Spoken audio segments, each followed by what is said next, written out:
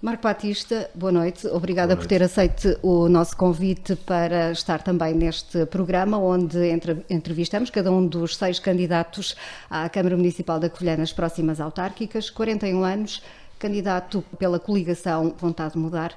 Porquê nesta altura ser candidato? Esta é a pergunta da praxe, como é óbvio. Exatamente. Boa noite a todos e boa noite aos ouvintes da Rádio Covilhã e todos os covilhanenses. Obrigado por me ter dado esta oportunidade de vir aqui à Rádio Clube da Covilhã ter esta conversa sobre as eleições autárquicas e respondendo à sua pergunta, porque nesta altura da minha vida ser candidato à Câmara da Covilhã, porque senti o imperativo de responsabilidade social e política no sentido de dar um contributo à minha cidade e aos covilhanenses das minhas capacidades em termos de liderança que consegui na minha atividade profissional e por sentir que a política ao nível local, e nomeadamente na Covilhã, está muito crispada e muito distante do que são os anseios das populações. E este projeto de Vontade de Mudar, até como o nome indica, é mesmo um mudar de vida que a Covilhã bem merece. Portanto, a Covilhã merece uma política mais elevada, com ideias e com decisões. E, portanto, o Partido Socialista... tem sido a tónica do discurso do Marco desde que apresentou a sua candidatura, fazer uma campanha com a apresentação de ações concretas, com a apresentação de medidas. Tem conseguido fazê-lo até agora? Sim, temos conseguido e digo-lhe que vamos sentindo no terreno essa aceitação por parte da população, porque a população está farta de promessas que não são cumpridas, está farta de andar a discutir os últimos 20 anos com os mesmos protagonistas. Portanto, um candidato que se apresenta de novo por um movimento que se chama de Novo Covilhã, que de novo não tem nada e que, portanto, obviamente teve coisas boas, mas que... Mas é deixou... um candidato que durante 20 anos elevou a bandeira do PSD. Exatamente, mas esse problema está completamente arrumado e resolvido dentro do PSD. Portanto, o PSD tem a sua vida completamente arrumada desde há alguns meses a esta parte e, portanto, decidiu candidatar-me a mim e a minha equipa com uma renovação normal na política, portanto, e uma cidade que não se consegue renovar também politicamente, é uma cidade que fica parada no tempo.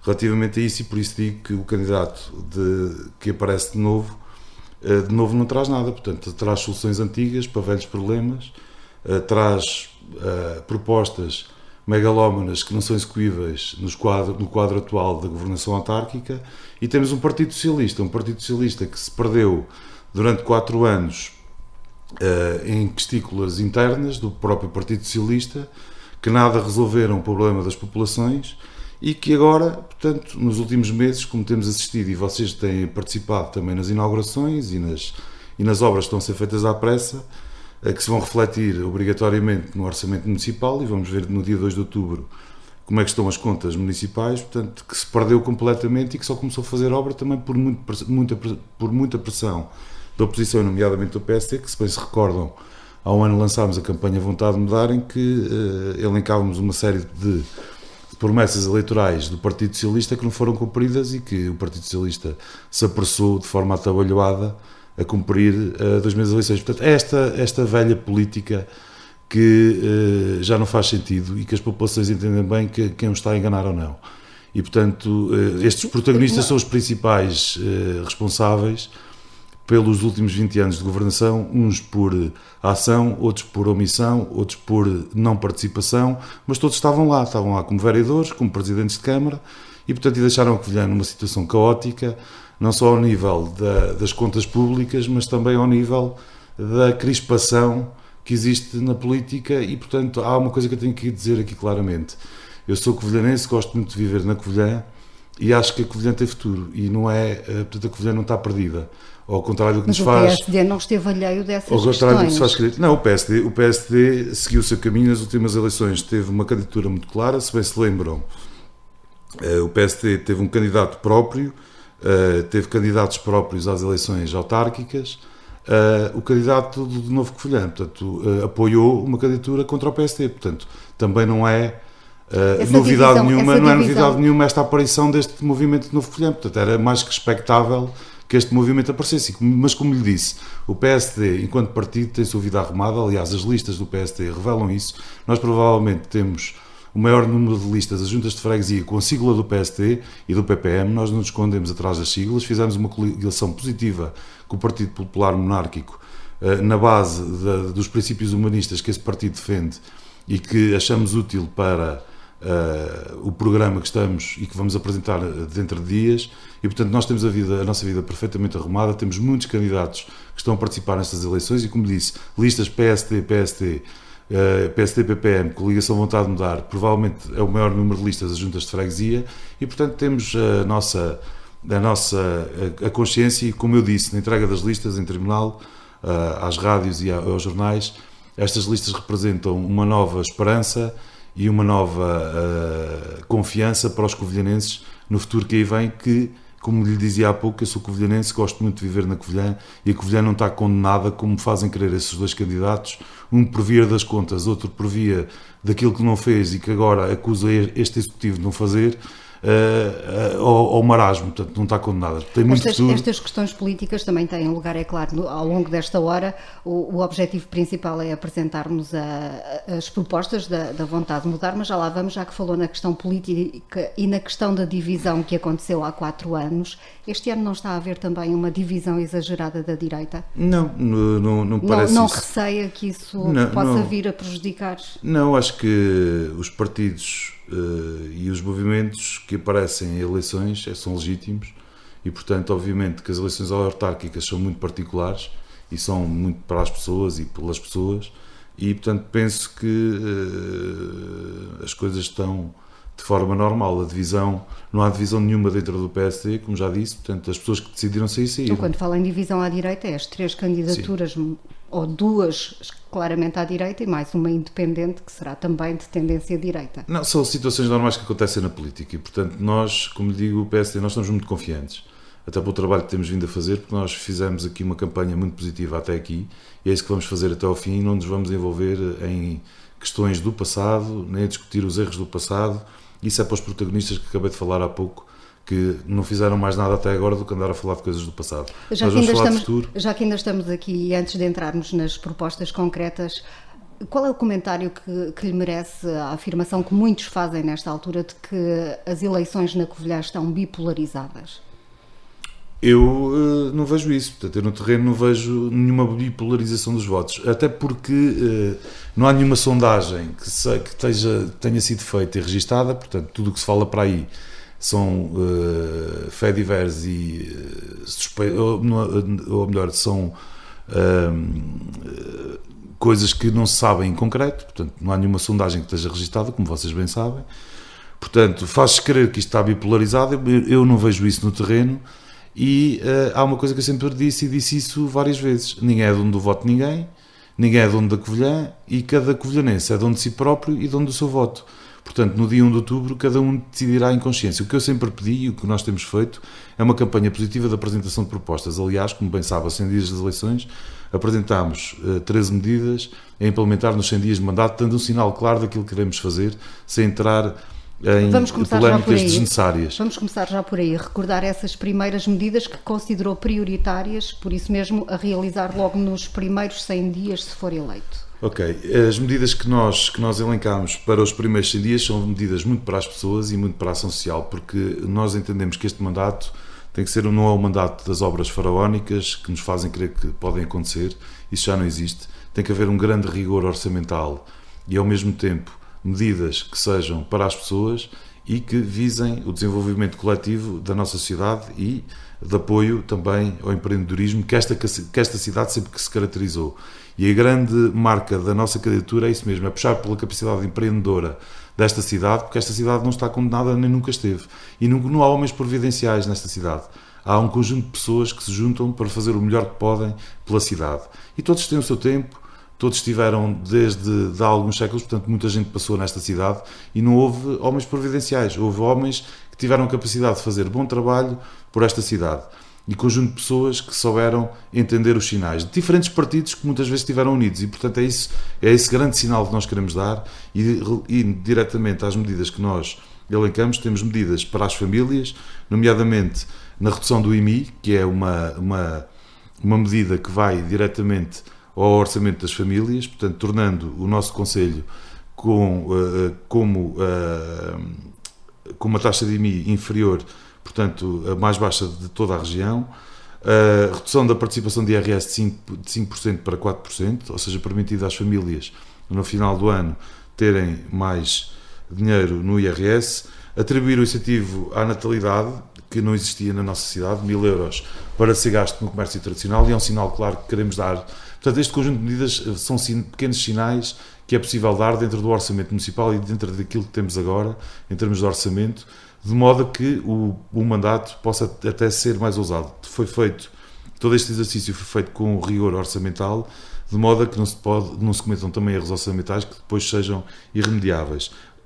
Relativamente à adoção, não percebo, e tem alturas que se podia ter feito isto de outra forma, nunca se fez esta medida e, portanto, eu comprometo-me a adotar esta medida desde o primeiro dia que entrar para a Câmara, como Presidente de Câmara, porque este é um problema que nós temos em mãos em toda a região e na Covilhã em particular. Nós vamos perder muita população e se não fizermos nada, menos população teremos, menos impostos teremos, menos desenvolvimento teremos. E a folga financeira, obviamente que não é com isto que medidas? se resolve tudo, não é com isto que se resolve tudo, com estes 1.000 euros, mas é um pequeno sinal daquilo que nós queremos fazer. E para ser gasto no comércio tradicional, ou seja, para também fomentar de alguma forma o comércio tradicional. Relativamente às refeições escolares, para o segundo escalão da ação social escolar e do ensino pré-escolar, portanto, refeições gratuitas para os nossos alunos e a oferta dos manuais escolares para o segundo e terceiro ciclo, porque o primeiro ciclo já está coberto, através da atribuição do cheque-prenda. Isto aqui é nada mais, nada menos do que cumprir o contrato social escolar, que também não percebo como é que a Câmara nunca o fez. Para ter uma ideia, esta medida custa 75.000 euros ao orçamento municipal. Basta fazer menos uma festa, ou duas, menos fogotório e podemos ajudar as famílias. Eu falo sempre desta medida porque é emblemática até pelo valor em causa e nós temos que apostar claramente nas famílias e nos nossos jovens. A Câmara Municipal e os protagonistas que se apresentam neste momento a eleições, nomeadamente do Partido Socialista e do Movimento de Novo Covilhã, nada fizeram na Câmara e esta medida custa só 75.000 euros. Veja o ridículo da situação, é isto que eu alerto os covilhanenses. Nós temos medidas práticas de coisas que são para as pessoas e que são importantes e que mexem com a vida das pessoas numa altura de crise, como sabemos. Relativamente essa medida custa 75.000 euros, entretanto já me falou também no abaixamento de IRS, abaixamento de IMI, está também, digamos que a retirar dinheiro dos cofres. Sim, é isso que eu lhe vou dizer. Folga orçamental. Nós estudámos isto no quadro orçamental e dos dados que conhecemos, porque sabemos que nas contas da autarquia há muita coisa que não está refletida, nomeadamente a conciliação das empresas municipais, mas isso é uma questão que veremos quando chegarmos à Câmara, mas dentro do quadro atual, cortando no que é supérfluo, nós podemos devolver às famílias cerca de 1 milhão de euros ano com estas medidas que temos. Nós quantificámos as medidas, não temos medo de quantificar essas medidas, mas posso-lhe dar aqui um exemplo prático, que aliás saiu esta semana na imprensa nacional, nomeadamente no Diário Económico, o caso da Câmara Municipal de Matosinhos. Portanto, até neste último mandato, conseguiram reduzir a dívida em mais de 100 milhões de euros, com medidas muito idênticas às que nós temos aqui. Eu nem sabia disso, portanto, mas tive o cuidado de ler essa reportagem, em que se criava um sistema positivo, em que se dá mais incentivos às famílias, porque isso também atrai novas pessoas a viver na nossa cidade, porque, como bem sabe, muita gente tem saído da cidade, até para concelhos vizinhos, porque têm sistemas atrativos melhores, e na questão das empresas, portanto, incentivos também às empresas para que elas fixem e criem emprego, que é esse o grande desafio, que falamos também na requalificação do centro histórico, que é um ponto essencial, e falo na requalificação do centro histórico por uma razão, porque nós falamos sempre como é que vamos requalificar o centro histórico e repovoar o centro histórico. Há erros desta governação socialista que já fui alertando, nomeadamente das verbas que foram negociadas em termos da CIM, nomeadamente para a requalificação do antigo liceu e do antigo edifício da polícia, que não sabemos muito bem o que é que vai sair dali.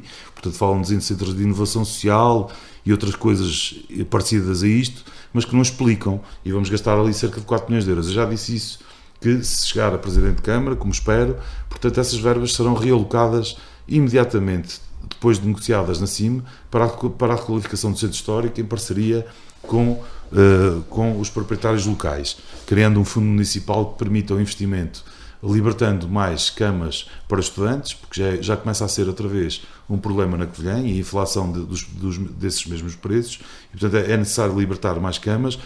Assim também se repovoa o centro histórico e atribuindo um subsídio de 250 euros mensais para uma bolsa, criando uma bolsa de arrendamento comercial, portanto isento do pagamento de qualquer taxa municipal. A entrega destes espaços também será feita, portanto, não só a finalistas da Universidade do Interior, mas a jovens empreendedores do Conselho que queiram desenvolver os seus negócios na zona histórica. E também a criação de centro de serviços partilhados para os jovens empreendedores e comerciantes da zona histórica, em que possam ter um edifício e sítios onde possam fazer coworking, portanto, ou seja, que são chamados edifícios inteligentes, que funcionam, em que várias profissões podem funcionar ao mesmo tempo a um custo muito baixo e reduzido. Portanto, é no fundo também o que Lisboa e Porto está a fazer e outras cidades da Europa. Obviamente nós não podemos comparar a Covilhã a essas cidades, mas podemos de alguma forma atrair os jovens que já cá estão na Universidade do Interior e terminam os seus cursos, ajudá-los a criar o seu próprio negócio a custos mais baixos. Esse piscar de olhos aos jovens da UBI também é constante no discurso do Marco Batista. É porque eu penso que a Covilhã tem que definitivamente assumir-se como cidade universitária.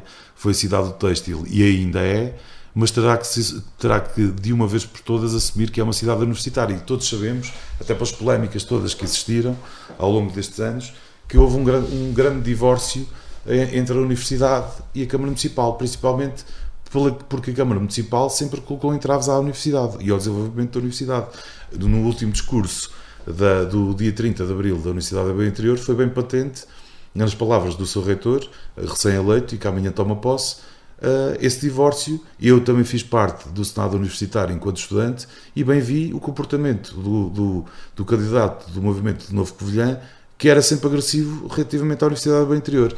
A Câmara Municipal e a Universidade do Interior têm que estar juntas de forma umbilical e nós, enquanto cidade, temos que nos assumir como cidade universitária, porque realmente... Depreendo por isso que irá estreitar laços. Estreitar laços e desenvolver políticas que vão de encontro aos interesses da Universidade e dos estudantes da Universidade que saem desta Universidade. E, portanto, porque há muitos alunos que certamente gostariam de ficar a trabalhar na Covilhã, mas têm que, obviamente, ter essas condições, senão vão procurar outras cidades que lhe deem essas condições. E, como vocês sabem, até no Fundão há bons exemplos de empreendedorismo municipal que permitem que esses alunos vão para lá e desenvolvam os seus negócios e começam os seus negócios e que depois exportem essas ideias para fora dos limites do Conselho e até para o estrangeiro. E, portanto, é esse espírito empreendedor que nós temos que ser reinventivos e conseguir, só com a Universidade conseguimos fazer isso.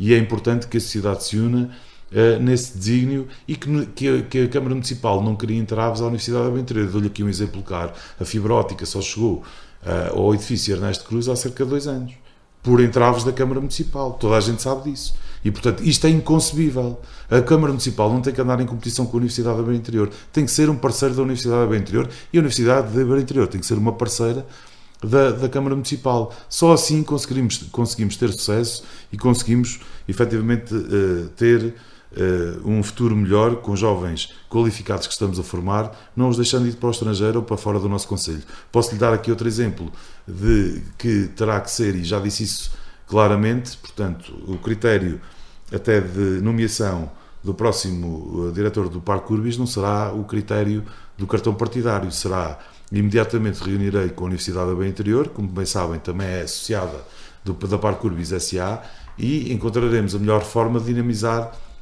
e potenciar a Parque Urbis SA de modo a que ela possa ser realmente um parque de tecnologia e de ciência, que não tem sido até aqui, tem sido desde a sua gênese por birras do poder municipal quando foi criado e por não saber, por este executivo socialista,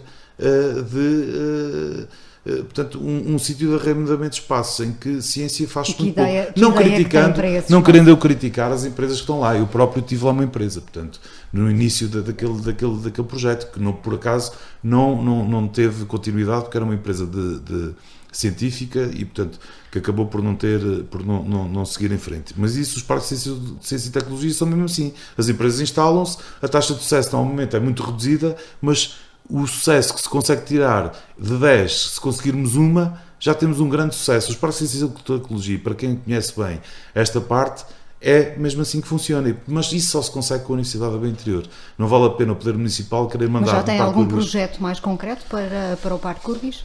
Na Parque Urbis é como lhe digo, portanto, será discutido com a Universidade da Beira Interior e a Universidade da Beira Interior tem que se envolver, ou deverá envolver-se, juntamente com a Câmara e também com o parceiro Altice, que também faz parte, e com a Frulact, no sentido de conseguirmos criar uma dinâmica científica que potencie novos negócios e novas ideias para que o parque seja realmente de ciência e tecnologia, que não tem sido até aqui, sem crítica nenhuma às empresas que estão instaladas no Parque Urbis, que desenvolvem a sua atividade normal, e não é aqui uma crítica direta a ninguém, mas efetivamente o Parque de Ciência e Tecnologia tem que ter outro tipo de visão e tem que ir mais longe e aprender com os bons exemplos que existem também no estrangeiro, de modo a que as coisas funcionem. Agora, quando o Poder Municipal se coloca no papel de querer mandar e querer orientar um parque de ciência e tecnologia, aí está tudo estragado, e vamos a Braga e vemos isso. Portanto, isso também aconteceu em Braga, e hoje em dia, com o Poder Municipal que temos em Braga, não é por ser do PSD, mas é um caso de sucesso que está a atrair mais jovens empreendedores para o Parque de Ciência e Tecnologia, e está a ser um sucesso porque estão a exportar ideias e estão a criar muitos postos de trabalho por via da parte científica. Porque hoje em dia não vale a pena termos ilusões. Os grandes investimentos de mão de obra intensiva e de baixo e pagos com salários mínimos já não existe. Portanto, isso existe nos países onde há matéria-prima disponível e onde os custos de produção são mais baixos. Hoje em dia temos que criar emprego qualificado e segurar os investimentos que já temos, não esquecendo nunca os empresários que já temos na região e que aqui investiram. E, portanto, temos que os tratar bem. Quer dizer que na questão da captação de empresas será sempre, depreendo dessas palavras... Em parceria com a Universidade da Beira Interior. E mais direcionado para pequenas e médias empresas. Claramente. Obviamente que há sempre grandes investimentos na área tecnológica que podem surgir, mas obviamente é preciso trabalhar antes e preparar bem o trabalho, porque isto não se faz com estalar de dedos. Eu vejo aí alguns candidatos, nomeadamente alguns que se lembraram da Covilhã agora, nomeadamente o candidato da Nova Energia que se lembrou da Covilhã agora, que diz que isto aqui é tudo fácil e que tudo aparece rapidamente. Não, as coisas não aparecem rapidamente. Eu sou um homem do trabalho, sabendo o que falo, as coisas demoram a fazer. É preciso que se crie um ambiente positivo e que se trabalhe com os parceiros certos, de modo a que se criem as bases para que esses investimentos apareçam. E, efetivamente, a Parque Urbis S.A. nunca teve a capacidade de fazer esse tipo de trabalho, de ir ver da tal empresa âncora que pudesse desenvolver todo o projeto de ciência e tecnologia. Primeiro é preciso fazer o trabalho base e só com a universidade é que se poderá fazer, porque a matéria-prima para essas empresas e para esses grandes investimentos tem que sair, obviamente, da Universidade da Beira Interior. E, portanto, tem sido essa a nossa estratégia.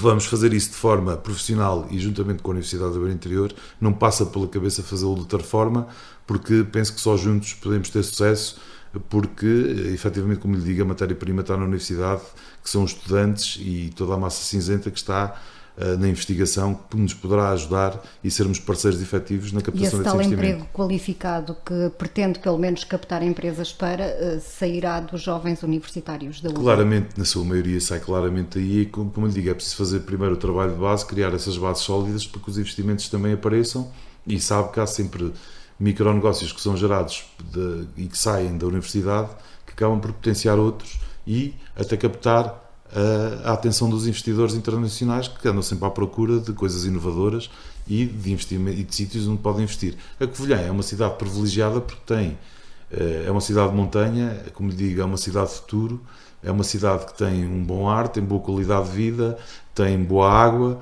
e, portanto, tem todas as condições para atrair esse tipo de investimentos de qualidade e ser uma cidade aprazível para o investimento tecnológico e científico. Mas que tem portagens para se cá chegarem.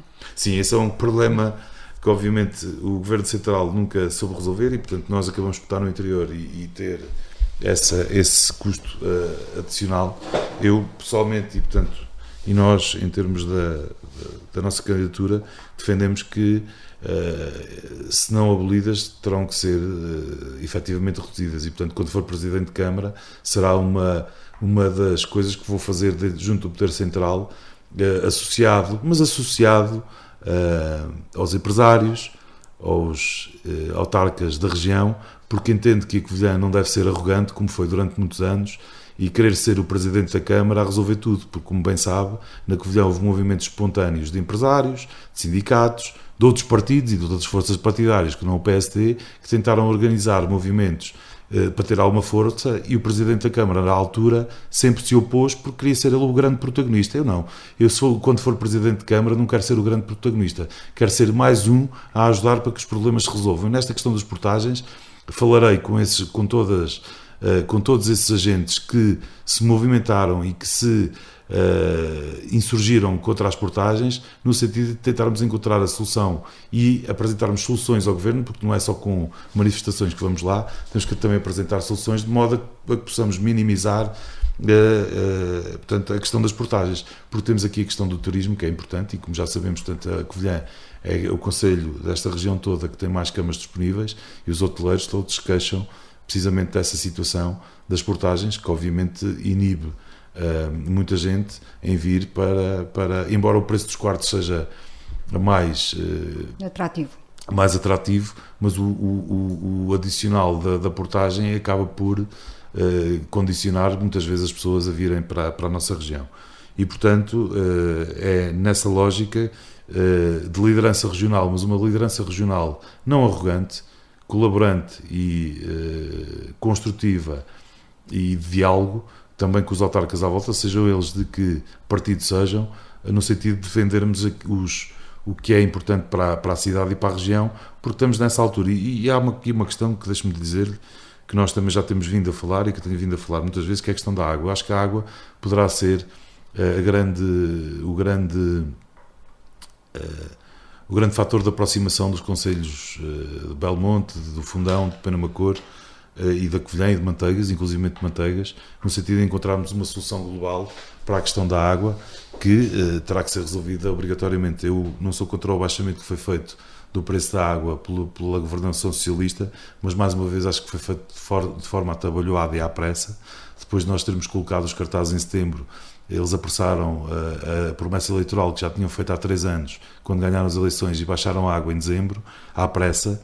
Mas esqueceram-se de uma coisa, e ponho aqui também essa medida, que no fundo é um complemento ao abaixamento que houve, que é repor, no fundo, aquilo que o Sr. Presidente da Câmara atual e a governação socialista prometeram, mas provavelmente esqueceram-se, porque tinham tanta pressa para baixar a água, mas esqueceram-se das IPSS e das associações desportivas e culturais. Portanto, vocês devem ter registro disso. Ele sempre prometeu que também ia baixar para as IPSS e associações desportivas e culturais, mas esqueceu-se. E, portanto, como se esqueceu, eu, quando for Presidente de Câmara, vou repor nos primeiros 100 dias de mandato, vou repor essa situação. Se bem que a questão da água terá que ser vista de forma mais global. Nós pagamos a água, um dos preços da água mais caros do país, ao nível de Cascais, que é o concelho mais desenvolvido do país.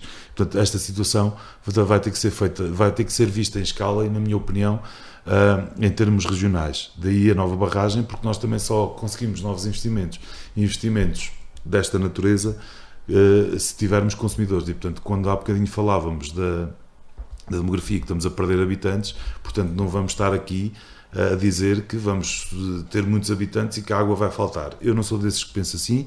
De qualquer forma, politicamente, o que me comprometo é analisar o que já existe feito, e existem projetos feitos nessa área da água. Portanto, se será o alteamento, se será uma barragem nova, o que é que será, terá que ser analisado. Sei que na Câmara Municipal já existem estudos feitos, e, portanto, e com os institutos... Aliás, a primeira fase da obra está concluída. Portanto, não é? Exatamente. Portanto, o que me comprometo é a verificar tudo o que está feito e a encontrar a melhor solução. E aí sim, ver-me-ão em Coimbra, em Lisboa, a reivindicar isso. De princípio não vai meter projetos na gaveta só porque estavam feitos? Não, obviamente que não, porque isso aí não faz sentido absolutamente nenhum. A gente tem que recuperar o que está bem feito e corrigir o que está menos bem feito.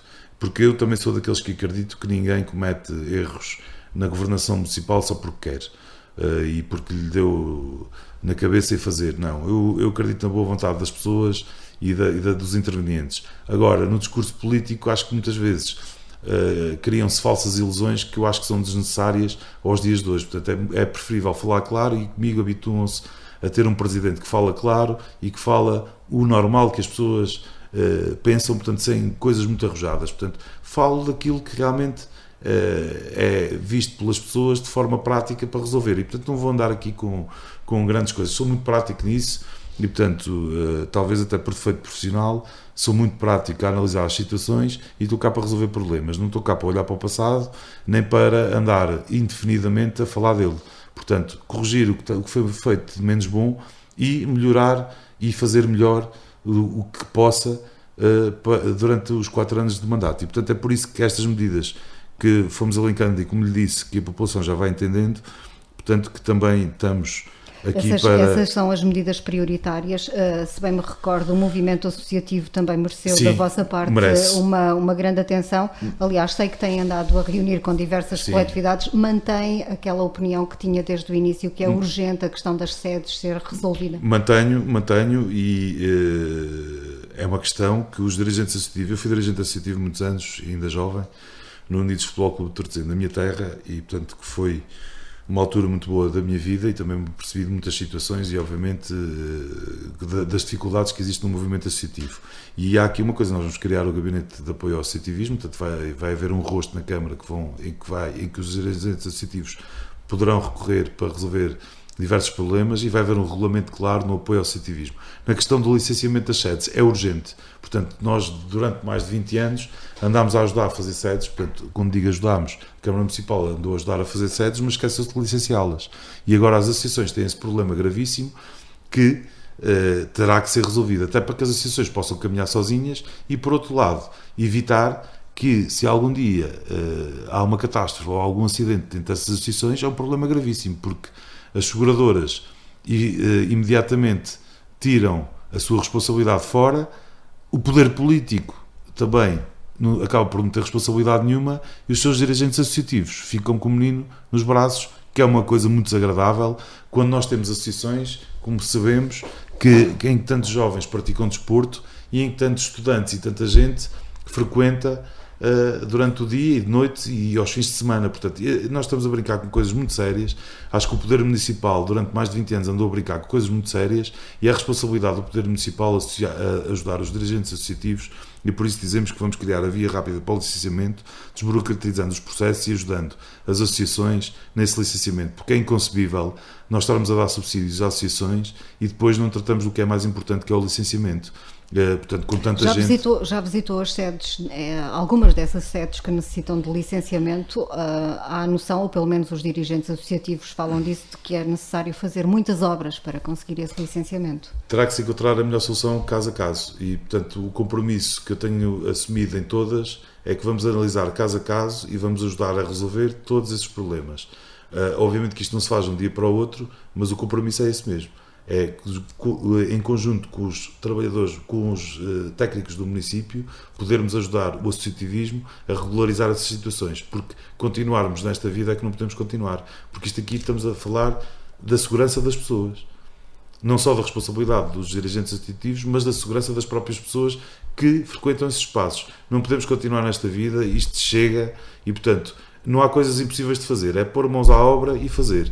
E, portanto, é este compromisso que eu assumo e que tenho assumido com os dirigentes associativos. Portanto, eu já vi candidatos a dizer que é quase impossível fazer, que se calhar é melhor fazer sedes novas ou destruir as que temos. Não, eu não acredito em nada disso. É possível resolver este tipo de problemas. Há coisas que são facílimas de resolver, outras que são mais complexas, mas encontraremos caso a caso. E por isso vamos ter o Gabinete de Apoio ao Associativismo de modo a resolver esses problemas. Nesta vida é que não podemos continuar. Numa situação atual que estamos, é que não podemos efetivamente estar nem continuar. E, portanto, é este o grande compromisso com as associações e, obviamente, criar um regulamento claro de atribuição de subsídios às associações com base na atividade que elas desenvolvem. E apostando também aqui na educação, vamos fazer aqui pontos também entre a educação e as associações desportivas, porque as próprias associações desportivas, nos tempos livres, poderão dar uma grande ajuda no complemento à educação e, portanto, aí é esse os grandes apoios que queremos dar para ter associações que possam complementar a área educativa. Nós vamos dar apoios a essa área, porque nós, se apostarmos nos jovens e se apostarmos na qualificação dos nossos jovens e se ajudarmos as nossas famílias a ter esses complementos de educação, nomeadamente no ensino do inglês, da matemática, das línguas e das ciências, portanto, poderemos ter uma sociedade mais desenvolvida e mais competitiva a futuro. Como lhe disse, é uma coisa que não se faz de um dia para o outro, é um trabalho de base que tem que ser feito, mas que é possível fazer, e é isso que nós queremos fazer com os covilhanenses, com os funcionários autárquicos, com os seus dirigentes associativos, de forma dialogante e cooperante, que é isso que a Câmara tem que fazer. A Câmara não tem que mandar fazer nada, a Câmara tem que ser colaborante e ajudá-los também a desenvolver essas áreas, contribuindo com a sua parte, que é tendo um gabinete de associativismo que funciona e, obviamente, analisando os planos de atividades com todo o rigor, e promovendo sempre o mérito. E tal mas, como ao já mesmo disse, tempo, elaborando o tal regulamento para os apoios. Sim, Tanto para o municipal. setor recreativo como para o desportivo. Sim, porque não vamos tratar de forma diferente, de forma igual o que é diferente, como é óbvio. Nesse caso, e quando se fala de forma igual o que é diferente, estamos a separar o futebol profissional, por Como exemplo, é óbvio. do amador. Aliás, como o é futebol óbvio. profissional, como sabem, não pode ser subsidiado pela Câmara Municipal. Poderá ser feita, poderá ser a formação, mas obviamente que vamos tratar, isso aí será tratado, portanto há casos, exemplo, no país que funcionam muito bem, portanto, e nós vamos aprender também com as pessoas que sabem, porque nós não temos a arrogância de saber tudo, vamos também aprender com quem já fez bem e e efetivamente fazer o regulamento municipal e criar um orçamento claro todos os anos para o associativismo, em que os seus dirigentes associativos e as associações sabem exatamente quanto é que está destinado no orçamento municipal e que podem claramente aceder a essas verbas sem burocracia e de forma normal e natural. Se tivermos que incrementar também, portanto, mediante o desenvolvimento desportivo e cultural que vai havendo na cidade, se tivermos que aumentar esse orçamento, vamos aumentando gradualmente e é esse o objetivo principal, de forma a ordenar um pouco isto e acabar com uma política antiga e que já está em desuso, que é a política do cheque na mão. Portanto, eu vejo sempre os seus presidentes de Câmara, os seus vereadores irem às associações, portanto, aos almoços e jantares, normalmente nos aniversários, e de vez em quando levam-se uns cheques no bolso, ou levam umas promessas para dizer no discurso. Isso tem que acabar, porque isso é uma forma de controlo das associações que eu quero terminar de uma vez por todas, porque os seus dirigentes associativos não têm que andar de mão estendida atrás do poder municipal para desenvolver a sua atividade. E como bem sabemos, na Covilhã, com a diversidade e com tanta diversidade de associações e tantas associações que temos, nós temos é que potenciar essas associações também para a parte educacional, como digo, e de forma a que os nossos jovens e menos jovens que participam em diversas atividades de cariz cultural e desportivo nessas associações possam dar esse retorno à cidade e às pessoas. E é esse papel que a Câmara tem que assumir, não o papel de controlo dos dirigentes associativos, que é o que nós temos assistido. Se reparar, portanto, é a política do controlo por via do subsídio e da subsidiodependência dessas associações. Isso comigo vai terminar por uma razão simples, porque não é com isso que eu quero ganhar eleições, eu quero ganhar eleições com trabalho feito. E também lhe digo aqui, hoje, muito claramente, aquilo que vou vendo, os políticos têm trabalhado muito pouco, porque há situações que eu vou vendo no terreno, nomeadamente associações, que são possíveis de resolver com um bocadinho de trabalho. E o que eu acho é que os políticos trabalham muito pouco. Nós, a nossa equipa, estamos aqui para trabalhar e para fazer diferente e para dar essa tal esperança e confiança aos covilhanenses que a partir de 1 de outubro terão uma política completamente diferente pela positiva na Covilhã. Quando falamos de Covilhã, falamos, é claro, do Concelho, no seu todo, com as suas freguesias. Falando agora mais concretamente para as freguesias, tem alguma política, alguma proposta direcionada também, certamente, para o mundo mais rural, digamos Tenho uma assim? proposta, sim, relativamente às freguesias, portanto, eu já fui afirmando isso e afirmei em vários discursos, nomeadamente da apresentação de candidaturas, vontade de mudar às várias freguesias, e tenho vindo a dizer isso, e lancei nas últimas 2 semanas uma medida muito fácil e fácil de implementar e de alimentar a justiça. Portanto, nós não vamos ter um balcão único, vamos ter 21 balcões únicos por todo o Concelho, nas 31 freguesias, e falo das 31 freguesias porque efetivamente são 31. Mas vamos ter 21 balcões únicos e, portanto, aí o investimento é mais de software e de hardware e de própria formação dos trabalhadores, e certamente com o bom exemplo, porque há bons exemplos também desta governação, e este foi um bom exemplo. Portanto, o balcão único, os funcionários do balcão único funcionam extraordinariamente bem. Pronto, depois é que as coisas funcionam um bocadinho menos bem, porque a burocracia começa a entrar, e para desburocratizar, eu penso que os seus presidentes de junta são as pessoas que estão mais próximas dos cidadãos e das pessoas, poderão ter um balcão único na sua junta de freguesia, evitando que as pessoas venham para a Covilhã para filas no balcão único. Podem resolver isso perfeitamente nas juntas de freguesia. relativamente aos idosos, que são normalmente as pessoas que mais recorrem ao balcão único porque acabam por não ter portanto, as ferramentas informáticas necessárias para fazer os seus pedidos à Câmara Municipal. Portanto, eu quero que os nossos idosos venham ao centro da Covilhã para passear, para se divertir, para ir às compras, para terem um momento de lazer ou para ir a resolver os seus problemas de cotidiano, mas não é para estarem preocupados em estar numa fila de balcão único. Portanto, isto connosco não vai funcionar assim. Portanto, não é assim também que se repovoa nem que se dinamiza o centro histórico.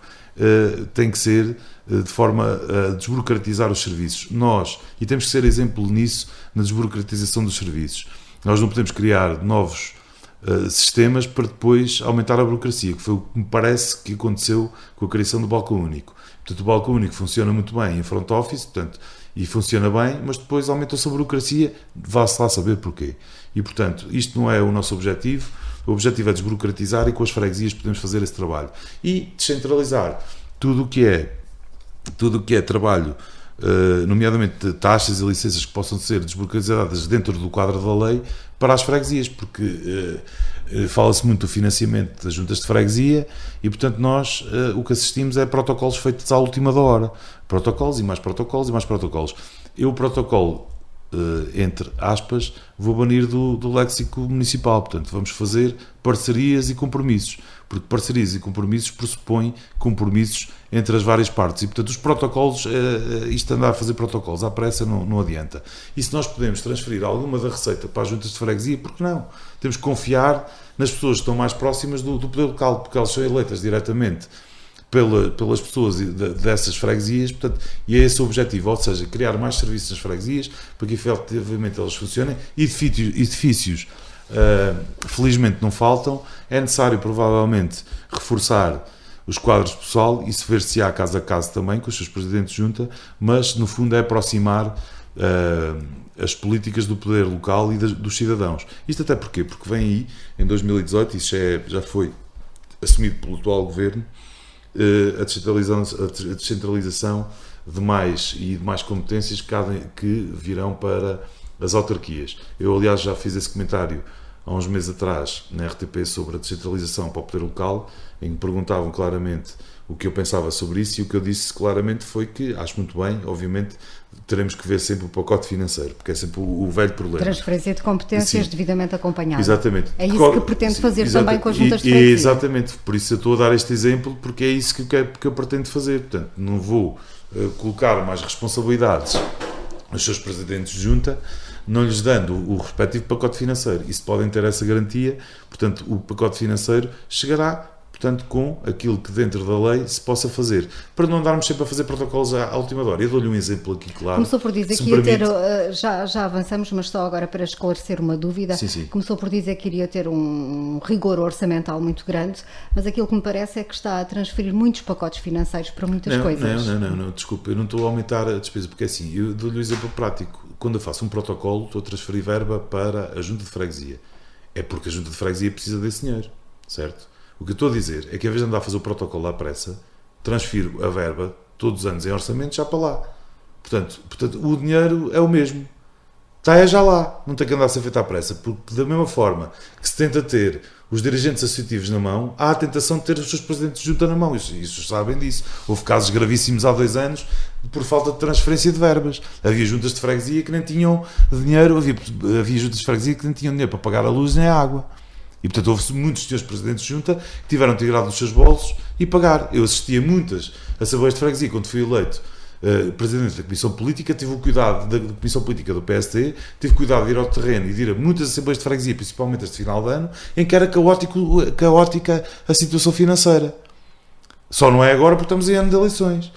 Porque foi caótica, há 2 anos foi uma situação completamente caótica, em que não se sabia se vinham as verbas, se não vinham, se a Câmara transferia, não transferia. Isto porquê? Porque há sempre esta tendência de ter os seus presidentes de junta na mão. Eu não quero nada disso. Quero que os seus presidentes de junta também tenham a sua qualidade de vida e que possam ter a sua receita assegurada por via destas parcerias e compromissos que se fazem e transferências de competências que podem ser para as juntas de freguesia. Porque a Câmara Municipal não tem que centralizar tudo. Quando nós, no poder local, criticamos o Governo Central de centralizar e de ter tudo controlado em Lisboa e em Coimbra e no centro de decisão. E nós próprios aqui não conseguimos descentralizar, há aqui um contrassenso.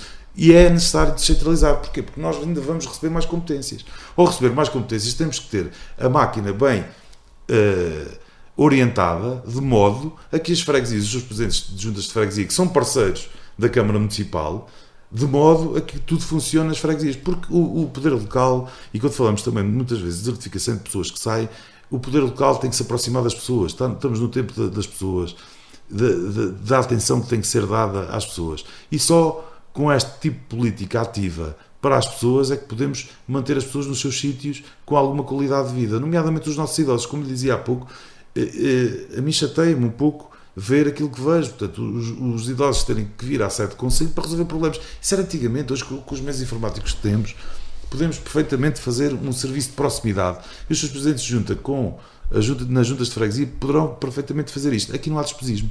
Aqui há simplesmente transferência de verba antecipada. E dou-lhe aqui um caso muito concreto, se me permite, até porque estamos à beira do início de um novo ano letivo e todos os anos assistimos, e é um compromisso que eu também já assumi, todos os anos assistimos a protocolos à pressa para contratar as tarefeiras, nomeadamente para os jardins de infância e para as escolas primárias, que é uma competência da Câmara Municipal por via da descentralização que foi feita do Ministério da Educação para as câmaras municipais.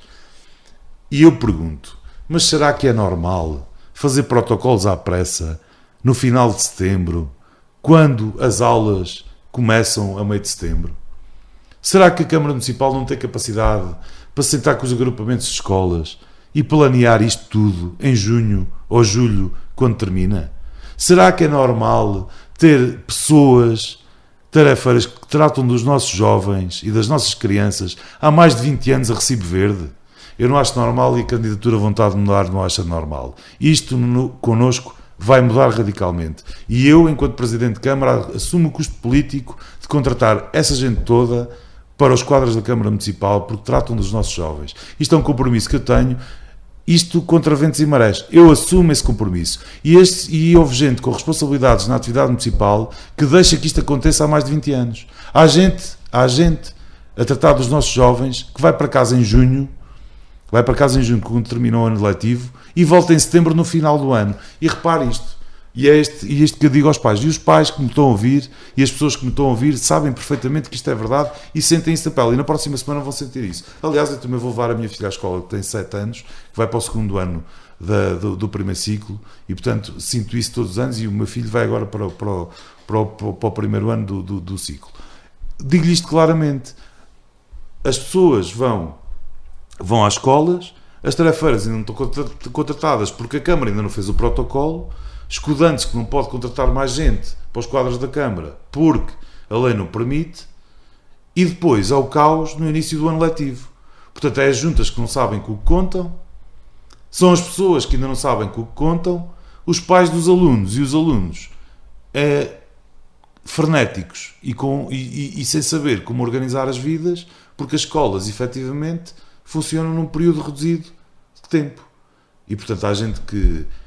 talvez há alguns políticos não saibam isto, mas eu, se por acaso, sei, porque trabalhei em muitas fábricas e, portanto, dirigi muitas fábricas. Há gente que entra às 7 da manhã. Não entramos todos às 9 da manhã e saímos às 5 da tarde. Há uns que entram às 7 da manhã e saem às 3 da tarde, há outros que entram às 8 da manhã e saem às 5, há outros que entram às 9 e saem às 6, e, portanto, é preciso articular e planear o ano letivo de forma a que estas coisas não aconteçam e que os pais não andem neste desassossego, e principalmente os alunos, porque são o nosso futuro. E as pessoas que me estão a ouvir sabem perfeitamente que isto acontece. Na próxima semana, porque já me informei, isto vai acontecer mais uma vez, e isto comigo vai deixar de acontecer. E assumo o custo político que fica aqui assumido, e já disse isso várias vezes em entrevistas que dei. Essas pessoas, o município vai assumi-las definitivamente como trabalhadoras do município, porque isto não pode continuar. Há mais de 20 anos, nesta precariedade, com gente que trata dos nossos jovens, isto não pode acontecer. E isto aqui é para terminar de uma vez por todas, e é estas coisas que não podem acontecer no município. Há coisas que são fáceis de resolver e que podem ser resolvidas desde que haja coragem política para as resolver. Nós também estamos quase a terminar, temos mais alguns minutos para conversarmos. De tudo aquilo que falámos aqui, focámos na grande maioria das propostas que tem para apresentar. Qual é aquela que considera que terá talvez mais dificuldade em implementar? Das medidas que nós elencamos, obviamente que há a questão da água, como dizia há pouco, é a medida portanto, e no fundo Há que negociar com o parceiro privado nesse caso. Penso que vai ser a que nos vai dar mais trabalho, mas vamos ter que o fazer necessariamente, porque preocupa-nos principalmente o futuro. O futuro a 60, 70 anos, porquê? Porque este tipo de investimentos têm que ser sempre pensados nesse espaço temporal e preocupa-me a manutenção do próprio sistema. Como sabemos, no passado foi feita uma boa intervenção, há mais de 20 anos foi feita uma boa intervenção em toda a rede, foi feito um investimento grande há pouco tempo, mas é necessário pensar no resto e, portanto, pensar no futuro e pensar na manutenção desse próprio sistema. E daquilo que temos visto nos últimos anos, nomeadamente a Ecovis serve para tudo já, serve para patrocinar festas, serve para financiar a atividade municipal e corrente, serve para financiar associações. Preocupa-me a saúde financeira dessa empresa e é necessário, de alguma forma, fazer um trabalho, como lhe disse, mais global, portanto, desde o fornecimento da água em alta, em baixa e da parceria público-privada que existe no tratamento dos resíduos sólidos, mas num contexto regional. Portanto, vamos ter que nos aproximar dos municípios, nomeadamente Manteigas, Belmonte, Penamacor e Fundão, de forma a tentar encontrar aqui uma política comum para a água que seja benéfica para todos e essa seja talvez a medida mais difícil de implementar, mas com trabalho sei. Mas é uma proposta que já estão a estudar. Estamos a estudar e, portanto, obviamente que não é uma proposta fácil de encontrar a solução, mas eu penso que num contexto regional conseguiremos encontrar essa solução que seja e que permita continuar a fornecer água nos padrões dos padrões de qualidade que temos e, portanto, provavelmente é das melhores águas do país e, ao mesmo tempo, reduzir o preço da água a níveis normais e sociais como não foi até aqui, portanto, por erros, obviamente, que foram feitos nas parcerias que foram criadas, mas isso foi uma questão que foi feita e analisada na altura e, portanto, não vale a pena estar a criticar o que foi feito há mais de 10 anos. Já houve conversas com alguns dos outros municípios? Acha que é possível? Eu penso que cada um nesta altura está num sistema de... Sim, eu penso que é possível. Porquê? Porque a Covilhã, obviamente, não está em nenhum sistema, está de forma autónoma. Mas tem um parceiro privado. Tem um parceiro privado, portanto, no tratamento de resíduos sólidos e no tratamento dos resíduos e tem também um parceiro privado na ADC no fornecimento em baixo. Obviamente que teremos que falar com os parceiros com toda a abertura. Isto aqui ninguém conta também com o Marco Batista para chegar à Câmara e rasgar os acordos e, portanto, chegar ali e resolver tudo de forma unilateral. Não. Obviamente vamos ter que analisar com eles as melhores soluções e quando digo que isto poderá ser feito num contexto regional é aumentando a escala de consumidores que efetivamente existe e potenciando novos investimentos. Portanto, penso que há condições políticas, que haverá condições políticas. Eu sou de uma pessoa que entendo que do diálogo tudo pode surgir e a Covilhã, obviamente, assumindo a sua posição liderante não arrogante, poderá perfeitamente potenciar essas conversas com os concelhos de Manteigas, Belmonte, Penamacor e Fundão, que são concelhos que de forma natural estão ligados e poderemos chegar a entendimentos bons na questão da água, porque eu sei que é uma questão que preocupa também os concelhos vizinhos, como bem sabem, portanto há o problema das dívidas ao próprio sistema, portanto, que são enormíssimas e que vão ter que ser resolvidas. Portanto, eu acho que em conjunto e com a ajuda da Covilhã poderemos encontrar uma solução global que seja benéfica para todos, que pense na manutenção do próprio sistema, que pense em novos investimentos e que possa efetivamente reduzir o preço da água a preços sociais, aumentando também a competitividade da nossa economia e das nossas empresas, que isso é importante. Quando estávamos há bocadinho a falar de portagens, portanto, nós não podemos ser os próprios aqui a colocar mais custos à produção, portanto temos que também ter, quando falamos das portagens que é o Governo que as aplica, nós temos que dar o exemplo também e ter de alguma forma uma discriminação positiva, que não seja lesiva, obviamente, do orçamento da Câmara e das contas municipais, mas que permita um ambiente positivo e de investimento. Nós estamos agora sim praticamente a terminar, temos poucos minutos. O que é que neste momento o PSD, ou nas últimas eleições o PSD elegeu um vereador? Eleger mais que um vereador é vitória para o Marco? Não. como lhe disse e como tenho afirmado publicamente e daquilo que vou sentindo, penso que posso, no dia 1 de outubro, ser o próximo Presidente da Câmara Municipal da Covilhã. Obviamente, como disse também no início, ninguém é dono dos votos, ninguém é dono de ninguém. Eu vejo para aí muitos candidatos que já estão eleitos, portanto, se repararem, as declarações de muitos candidatos já está toda a gente eleita, com maiorias, uns com maiorias, outros quase na maioria. Eu não, eu com toda a humildade digo que penso que posso ser o próximo Presidente da Câmara Municipal da Covilhã, daquilo que vou vendo no terreno, porque temos feito uma campanha muito ativa, como bem sabem, portanto, provavelmente somos as campanhas mais ativas no terreno, com as pessoas. Temos falado muito com as pessoas e é esse a nossa grande mais-valia da nossa candidatura, e é assim que nós queremos passar a mensagem de forma prática e simples, e portanto vamos sentindo isso. Tudo o que seja menos que isso será uma derrota? Não, eu não entendo nem vitórias nem derrotas, eu entendo que posso ser o próximo Mas ou presidente. eleito ou não é. Sim, eu entendo, eu acho que posso ser o próximo Presidente da Câmara da Covilhã, obviamente que aceitarei os resultados todos que os covilhanenses nos atribuírem e, portanto, estou perfeitamente tranquilo nisso. Ainda faltam alguns dias para terminar a campanha, nós vamos continuar a passar a nossa mensagem de forma positiva às populações e às pessoas e, portanto, no dia 1 de outubro, nessa noite eleitoral, que se prevê bastante agitada, cá estaremos para tirar essas conclusões, mas entendo que o PSD e a coligação Vontade de Mudar seria têm condições para ter um grande resultado, até pelo número de candidatos. E seria mais fácil ser eleito Presidente de Câmara se tivesse sido oposição ativa até ao final?